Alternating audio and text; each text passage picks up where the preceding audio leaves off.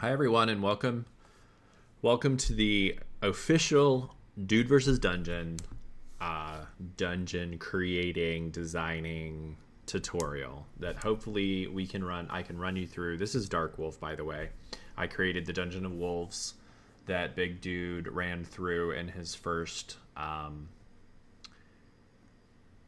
Dude versus Dungeon video. So today we're going to dive into creating a dungeon. We're going to go into create world, create a new world. And then you'll select creative and name it something.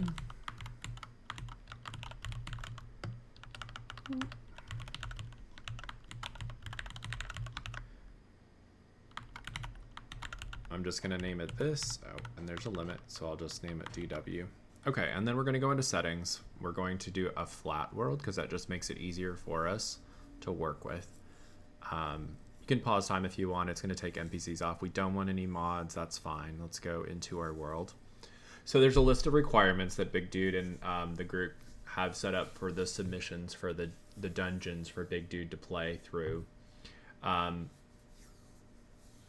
The first dungeon requirement is create a dungeon as a prefab. Now, there's a lot of people that have already started their worlds, like dungeons as worlds. Like they just create a dungeon out here in the world. And they can submit their entire world. That's fine. But going forward, we really like people to use prefabs.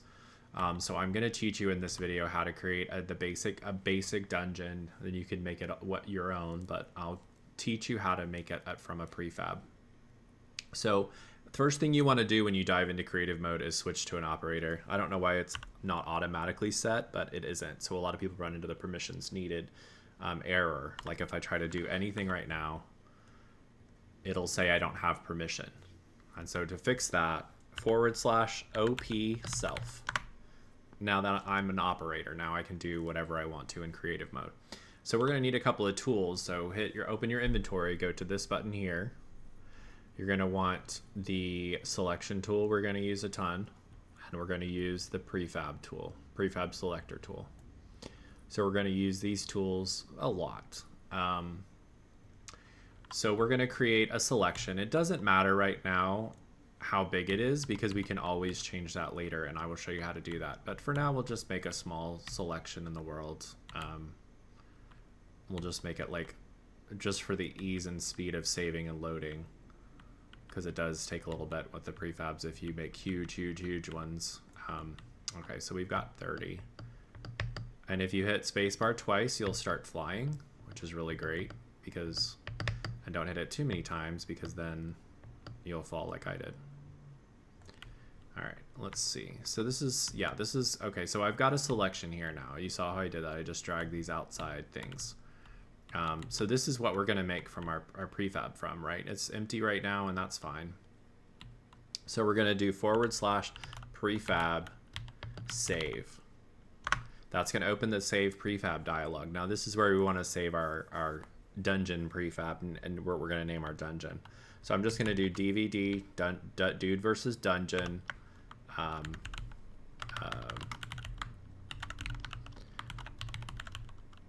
You can name it whatever your dungeon name is if you want. Dungeon submission 1. Okay, I'll just name it this. Don't include empty blocks. It creates a lot of blocks we don't need. Include entities, override existing, all of that. Save that. Okay, perfect.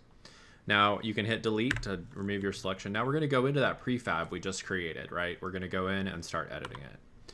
So we go to creative tools, we go to world, we go to prefab editor, hit browse, go to server. There's my prefab I created. Hit confirm. Now none of this you don't really have to worry about. It doesn't matter. So just hit load and it's going to load you inside the prefab. Now we're inside our prefab. There's our prefab right there. And it pulled the blocks on it. That's fine. We can change that later. Now, if I go with the prefab selection tool, this tool right here, and I click on the middle of it, so it condensed our prefab, right? When we saved it, it took out all the error blocks, which is fine because we can always update this bounding box when we save the prefab in a little bit. Okay, so let's remove our selection, go back to the selection tool, hit delete. That removes our selection. Now this is the anchor point of the prefab, I think. So let's go to anchor tool and we'll look at that. So I believe this is the anchor, yeah. And it can be easily changed by right clicking. That changes the anchor of your prefab. The anchor is where it is placed into a world. So usually at the bottom is a good place for an anchor. So we'll just leave it there. And what we're gonna do is so the requirements for a dungeon when you submit it, you have to, I'm gonna read the dungeon requirements real quick and I'll put them up on the screen. Actually, you can find them in the description of this video, so I'm not gonna worry about that because I don't wanna have to process this in After Effects. I just wanna have this video good. So the dungeon requirements, you gotta create a dungeon as a prefab. You gotta build a starting point and don't place a portal for the start. Just have a clearly defined, like where we will know that that is where the player starts. So whatever you do to make it look like that's the starting point. You're gonna set your starting gear at spawn if the dungeon requires it. So we're gonna do that. Let's just walk through the steps, right? I'll just teach you. All right, so let's delete the selection so that I can see. Let's drop from the air. So let's grab a starting chest. How about that? So go into the chests, and it doesn't matter what you put. And then we're going to want some tools to start with for this dungeon. Let's do the short copper sword is a good starting point. Let's give them a copper sword to start in the chest. And we'll give them, how about a small healing potion? We'll just be kind like that. Now it's going to pull stacks of 10, but I'll show you how to, you know how to separate stacks. All right, let's put our, it's probably too close to the, if we're going to just pretend that this is where they spawn in, the portal is it's a bit bigger than a single block. So you're going to want to like have your starting place. Let's just make our starting place be something for the sake of this. And let's just have this be our dungeon starting point. You can make this pretty later. But let's say that the portal spawns here. If you haven't played an instance, there's a platform with a portal that spawns in. So the player will start here. So let's put a chest down for them. Okay, and then if you go up to the chest and you just hit F, then you just drop those right in. Perfect. All right, so we have our starting chest. They start here, they teleport in, and now they're in the world. So let's see, I'm trying to read so hidden loot chests throughout the dungeon. Yep. And then you want to gear up the player as you go along. If you've watched, if you've watched and played the Dungeon of Wolves, you'll see there is a clear progression of, there's hidden chests, there's progression. Like as you go through the dungeon, there's a really defined like progress you're making through the dungeon, and you get chests along the way, or secret chests and stuff like that. So you kind of have this like start to the boss, you're getting to that end point of the dungeon, whatever the last room is where you've successfully navigated the challenges. You want to have a clear progression from your starting point all the way to your boss fight or to your dungeon's end. So that's just good dungeon design, right? We've all played these games.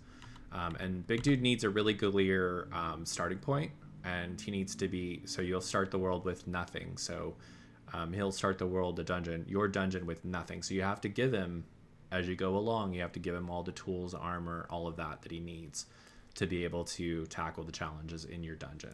So we were going to make just a series of rooms because we're going to just do something super simple for the sake of this video. We're just going to use this block for the walls of our dungeon. We're not going to worry about different color floors or anything like that. We're just basically going to just use the selection tool. Why is it thinking? Oh, so whenever you do whenever you do stuff in here and then you go back into the world, use your scroll wheel and scroll out, because most likely it's caught on yourself or underneath you. So make sure you zoom out with your scroll wheel. That'll save you a lot of headaches. Because if this is here in me, as close as it can be, you're going to have all sorts of problems trying to place stuff. So whenever you go into this menu and then you come back out, make sure you zoom out your selection thing. Okay, so we are going to create our first room of our dungeon. And I'm not going to make this pretty at all right now because this is not about pretty. This is about teaching you guys how to do it. Okay, so there's your room, right? So we're going to go to, yeah, let's go to fill. No, fill is not what we want. We want set. Let's do set. We're going to set it, and that sets every block in that area to that block. And if we hit delete, we delete our selection. Now we've got a solid room. That's completely solid. So what we're going to do is carve it out. We're going to go here, and then we're going to go down one more, and we're going to carve it out. So we have a room. This is just a really easy way to make a room, right? We're just going to cut out the inside of it. Instead of making all of the walls, you know, that's a pain. So I can eat quickly, and now that I have it selected, oh, I just deleted the selection tool. Well, so I'm just showing you guys what not to do. All right, I'm not really like a YouTuber slash, I'm more of a modder. I'm a workhorse. I'm not really like a, I don't know, on-air personality. There's far better people at that.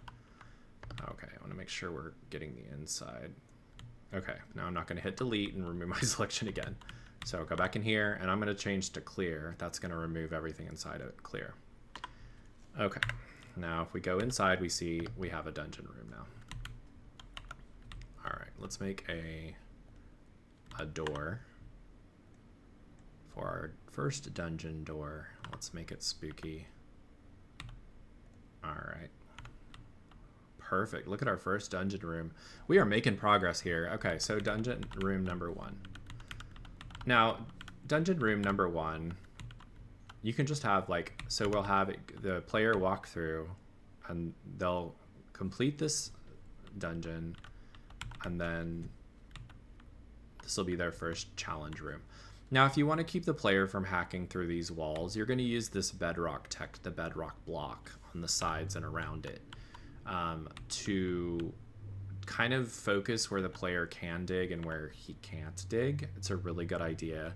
With Dungeon of Wolves, I didn't do that, and Big Dude ended up, if you watch the video, he ended up going places I never intended him to go, right? He could just hack through a wall and do shortcuts and stuff like that. So, so now if the player of your dungeon hacks through this wall, right? Say they hack through this wall, they're not going to get much further. Oh, that's the selection tool. They hack through the wall, they're not going to get much further, right? Because there is bedrock there and they can't hack through the bedrock. So I would have to completely surround this with this bedrock to keep them contained in the room and not leaving outside of it. So bedrock is a really good, useful block for creating. Also, lava is perfect. Creating a floor of lava underneath, where if they were to hack through the floor, right, there's lava underneath, so that contains them in the dungeon areas that you want them to flow through. I didn't do that very well in Dungeon of Wolves, but for my next dungeon I definitely will be using bedrock a lot to contain where players can go through in the dungeon. All right, so I have both doors open, so there's plenty of light in here. Now, depending on the environment, there might not be a lot of light, right? So let's put some torches in here.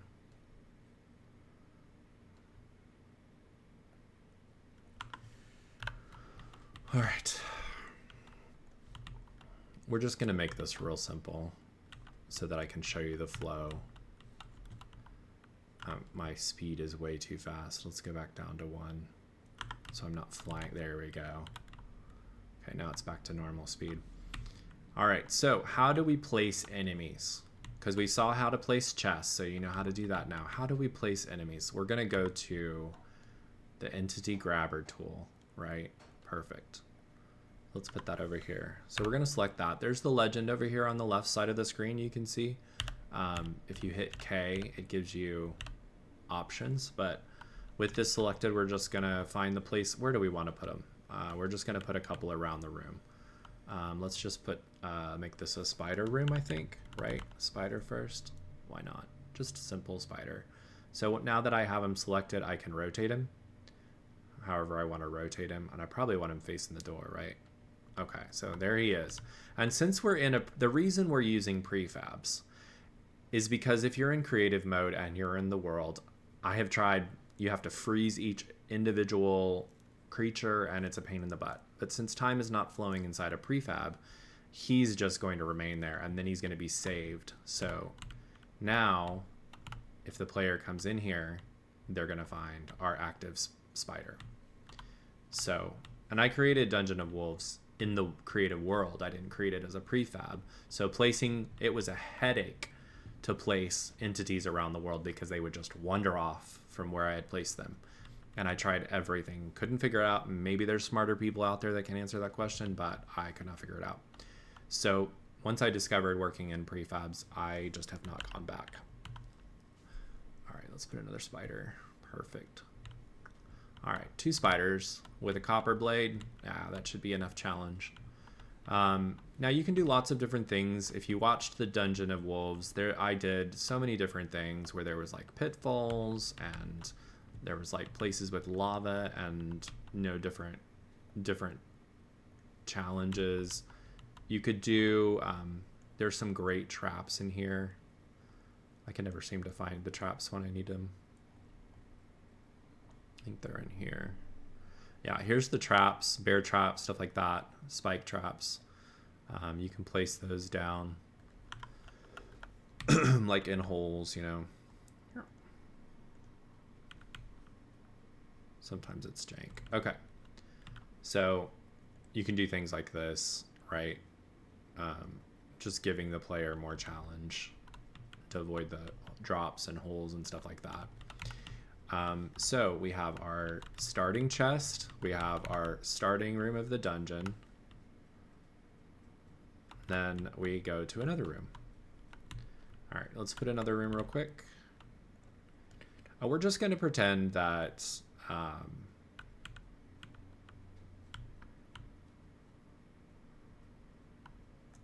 so we'll do a let's do a like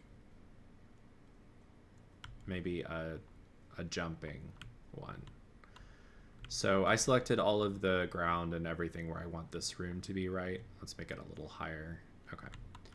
Let's set bedrock this time, and we'll cut the bedrock out. That way the player's contained in this room.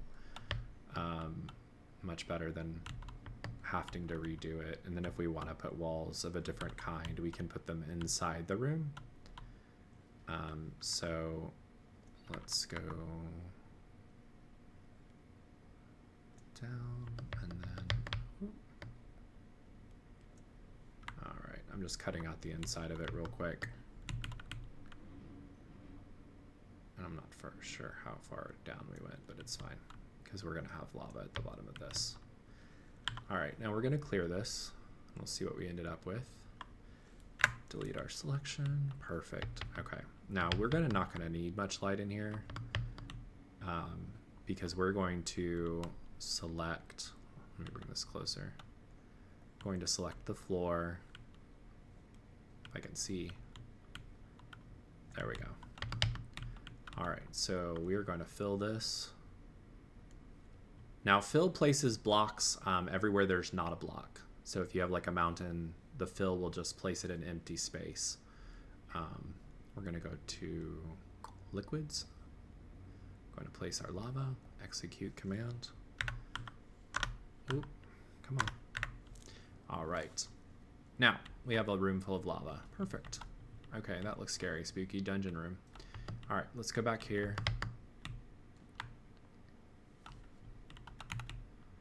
Get our doors back.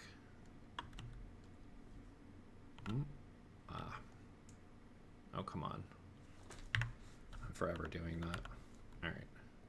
Oh, look at that. All right.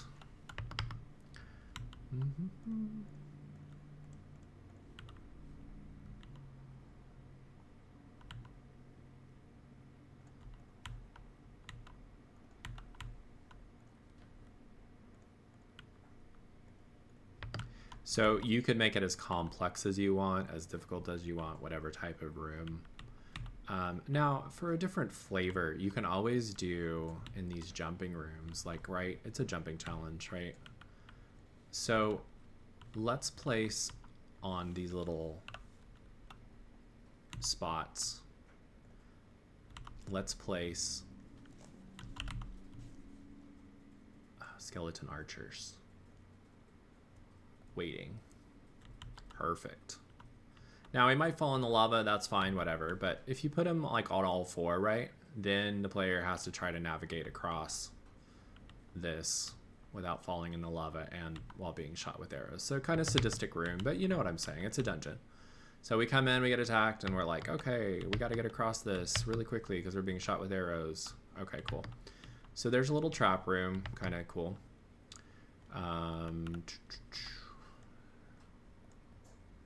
Then let's make a entry to a boss room. Now you can make it as many rooms as you want and let the challenge increase, but we are going to work our ways towards the boss room. We need a special door for the boss. Let's do gold. Let's do gold. Oh, that's too big. We need a smaller. Large. These are all the large ones. Medium. I don't want medium. I want a small. Dark temple door. Yeah, that'll work. That's what I used in my... Okay, cool. Perfect.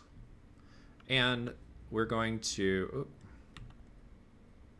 if I could actually do things right. Okay. I'm trying to... I don't want this video to be like forever long for people's sake, but... So I usually like, before your boss room, you want to prepare your player. You can or you don't have to.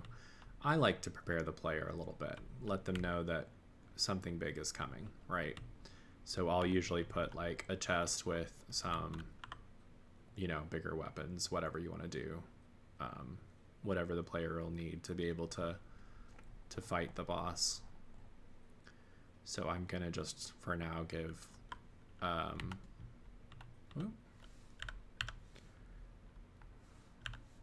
sometimes if you can't access the chest, you can hit O and that switches you back between creative and normal mode. And then you'll be able to access the chest. Sometimes it just is, it's still early access. We're only, what, a week out. So now I can go back into creative mode. Okay. So, I don't know why it's not. It's so jank sometimes. All right. Oh, it's because it's my selection. See what happened? My selection was all the way on me, and that's why it wasn't doing it. But if I zoom out the selection with the zoom, the scroll wheel, now I can access the chest. That's what was happening. So whenever you're in here and you're using scroll wheel, it's actually registering. Look at the back. You can see it's registering me moving the distance. They need to fix that, right? Scroll wheel should only work when I'm here, not here. So that's something major they need to fix. Okay, so anyway, so now I can access the chest and move the doors. Now that my selection distance is way far. All right, so boss room. Boss room is... I don't know that you guys need me to walk you through every little step of this dungeon, but I'll go all the way to the end so that you can at least see a very basic dungeon.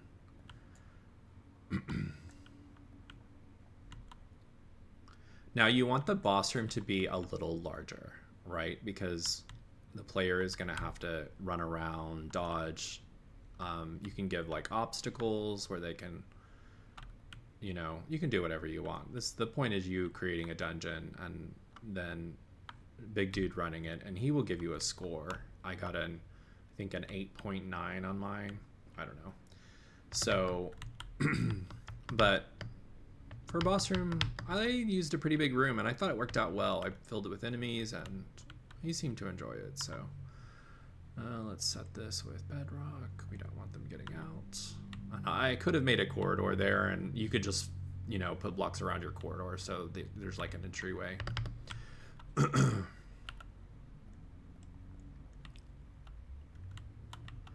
Oh, it's still not hollowed out. Now, remember when I filled it, you don't even have to delete your selection and make a new one. You can just go in now and then just pull in the sides if you want, if that makes it easier for you. I just always forget I can do that. I'm eternally blonde. I've got so much going on in my head all the time. All right, so let's hollow that out. All right, now we can delete the selection. Boss room. Now, I have they can jump out of this, right? So sometimes you like to have a drop. Like most games do that, where you drop into a boss room. That's what I did in Dungeon of Wolves, and I thought it worked out really well. He still managed to cheese and get back up on the ledge, but you know, having it where it's a challenge, you know, where it gives them something to fight. Now, the thing about a boss room is they're going to defeat an enemy, and you're going to have an exit for it, because there's not scripting right now in the game that I know of for modders. So we can't script like until this enemy is dead, unlock this door, right? So you just kind of have to, until we figure out a solution for that, stay tuned on the Discord. I'm sure we'll talk about it a lot there.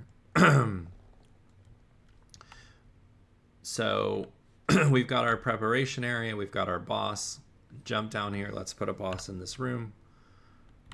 Let's put something big. Let's just use a dragon for now. There we go. All right. Mr. Bossman. You're not going to want to use dragons unless you do, but this is a fire dragon. I don't think the fire dragon's in the game. Maybe he is. I haven't played all the way to the end of Hytale yet. I'm still kind of waiting for the game to cook a little bit more, but for the sake of this video and tutorial, now, one of the requirements is that you place a return portal. I'm not sure. This requirement may change just depending, but you want a really clear like place where they've finished the dungeon, right? And this is a pretty clear, there's a boss, there's a door, the dungeon's done, right? So if you want to put a return portal for us to fulfill that requirement, just go to magic. It's called leave instance is what you want to place. That's the return portal.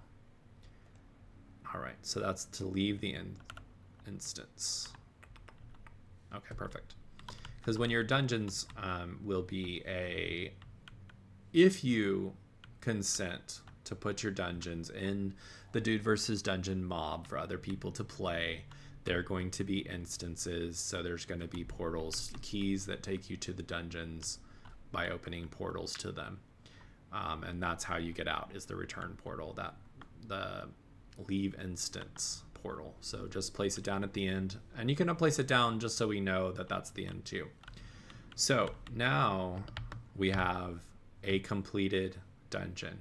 Now I could have saved this along the way, but let me show you the process of saving, right? So say you got to go to dinner, you got to go to work, you got to exit out. You want to make sure to always save, but what you have to do to save is make sure that you change your selection box around the objects that you're saving. So let's go back to our prefab selector tool, and we're going to go back to our origin point, and we're going to click it, right? That's selected our prefab. Now, if you look at this, this is the area. If I was to save right now, this is all it's saving. It's not saving anything else. So go to your selection tool, modify that selection, lift it up. Now it will trim off clear space, so don't worry about that. Stretch this out, make sure that we're grabbing everything we want as part of our, make sure every side is contained in it, right? So we're saving our entire prefab. Perfect. Now I'm going to go down a little bit because I just want to make sure that I'm grabbing that. See, if I hadn't, I would have lost that lava. Now is that covering it? Yeah, that's covering it. Okay, so it's going to save everything inside there.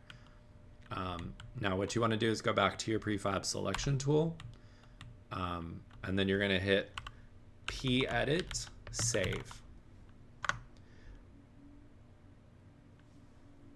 Oh, we got to update the bounding box. So we changed our bounding box, right? So if you read on the left side of the screen, it says update the selected prefab's bounding box to your current selection. We went from the selection tool, right? We went over, we selected the prefab, we went to the selection tool, we made it bigger to encompass our dungeon. Now we went back to the prefab selector tool, then we want to hit R. that update bounding box for prefab to your current selection. So now the prefab is the selection that we have. Now we can hit /p edit, save.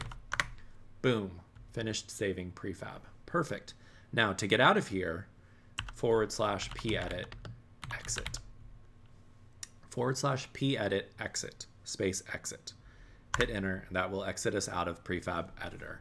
Now if we were to like leave the game, go eat dinner, go to work, now we come back, we want to work on our dungeon more, we just load up our world.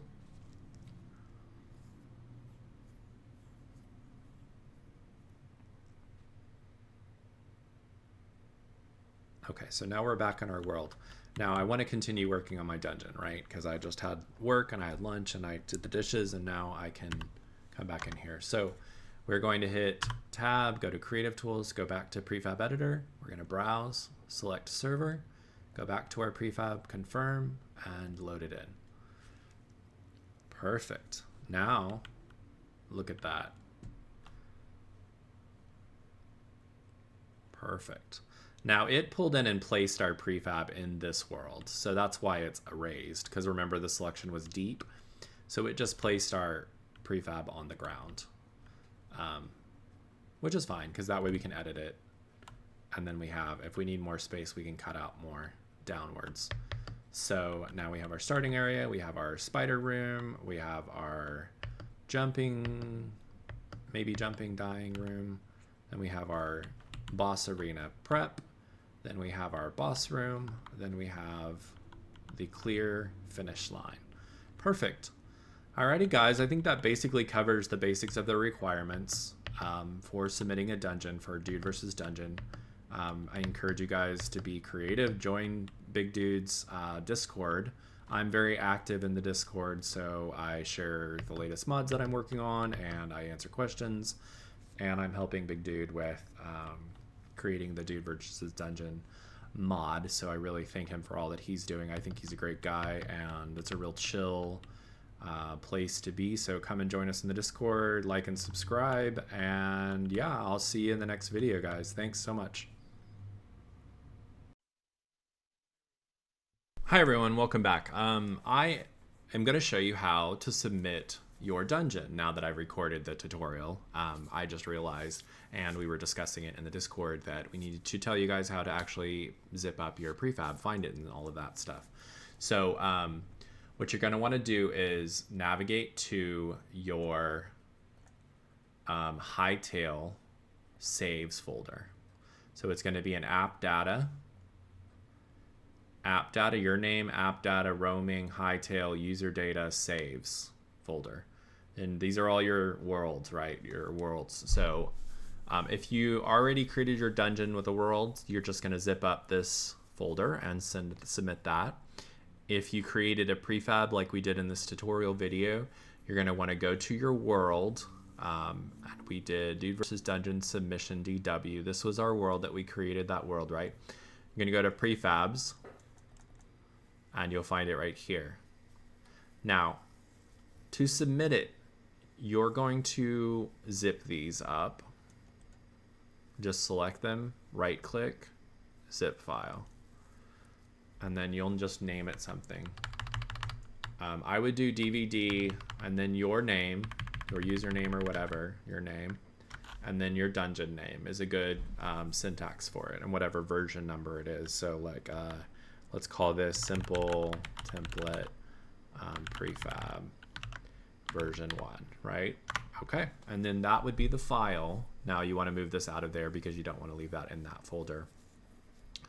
But then you're going to submit this in the submission form at the Discord for Dude vs. Dungeon Discord. You're going to submit this zip file, and that will give us all we need, the whole dungeon that you created with all of the mob spawns, all the chests that are filled with loot, and then we will take that, and then Big Dude can play through your dungeon. So that's how to submit it. All right, thanks guys.